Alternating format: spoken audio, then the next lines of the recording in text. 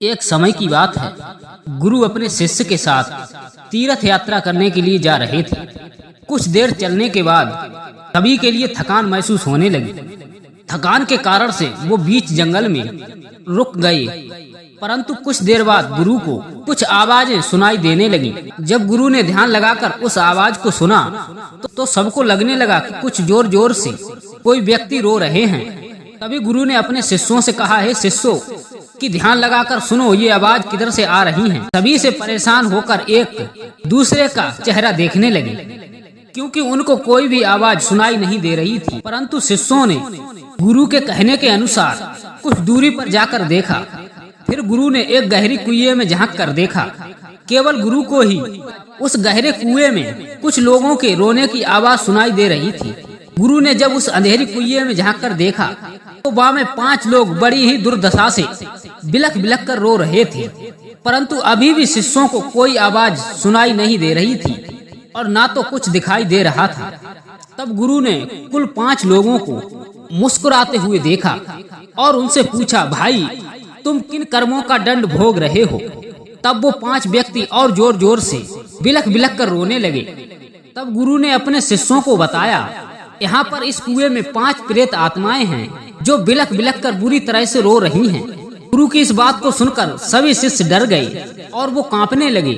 तभी गुरु ने कहा, हे शिष्यों तुम डरो मत, तुम सभी इनसे ज्यादा शक्तिशाली हो, क्योंकि तुम सब लोग कर्मों से महान हो और ये सभी आज अपने पिछले कर्मों का दंड भोग रहे हैं। आज इस समय इसमें इन लोगों की दुर्लभ और कोई नहीं। तब शिष्यों ने बड़े ही आश्चर्य से गुरु से पूछा कि हे गुरुदेव, इन्होंने ऐसा क्या किया है?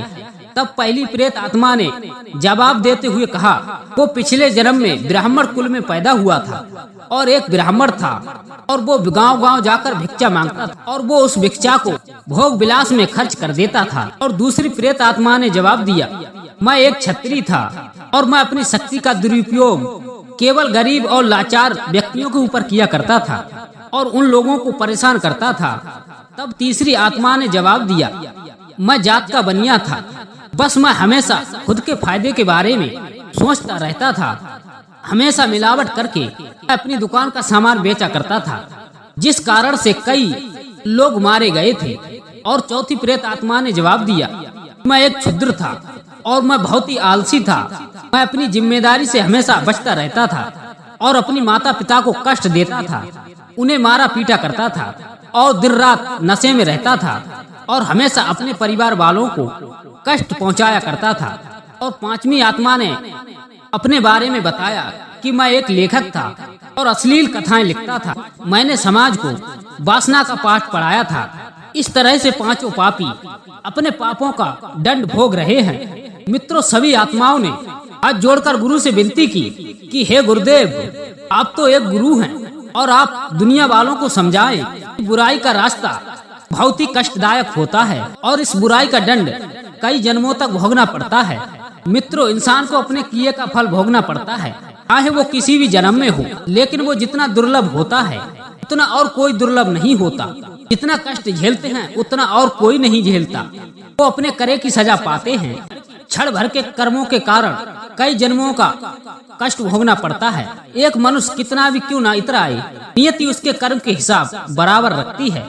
इसीलिए हमेशा इंसान को अच्छे कार्य पर चलना चाहिए और अच्छे कर्म करते हुए अपने जीवन को व्यतीत करना चाहिए। मित्रों, यदि आप किसी को दुख देते हैं तो वो दुख लौटकर तुम्हारे पास अवश्य आता है, और यदि आप किसी को सुख देते हैं तो किसी न किसी रूप में सुख आप तक जरूर पहुंचेगा। इसीलिए हमेशा सत्कर्म करते हुए अपने जीवन को व्यतीत करें। मित्रों, कहते हैं इंसान जैसा कर्म करता है उसे वैसा ही फल प्राप्त होता है। और आपने देखा और सुना भी होगा कि अपने कर्मों का फल भोगना तो निश्चित है, चाहे वो अच्छा हो चाहे बुरा। मित्रों, इस कहानी के माध्यम से आपने ये सुना, चाहे इंसान कितना भी इतरा ले, उसके अच्छे कर्म उसे सही जगह पर लाकर पटक देते हैं, जो मृत्यु से परे होते हैं। आपके कर्मों का हिसाब किताब बराबर नहीं हो जाता तब तक ये फल आपका पीछा नहीं छोड़ता, चाहे आप कहीं भी चले जाएं।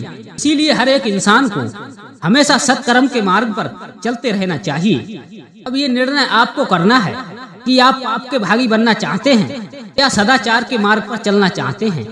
मित्रों, यदि कहानी आपको अच्छी लगी हो तो हमारी वीडियो को लाइक करके चैनल को सब्सक्राइब करने की कृपा करना। जय श्री कृष्णा, राधे राधे।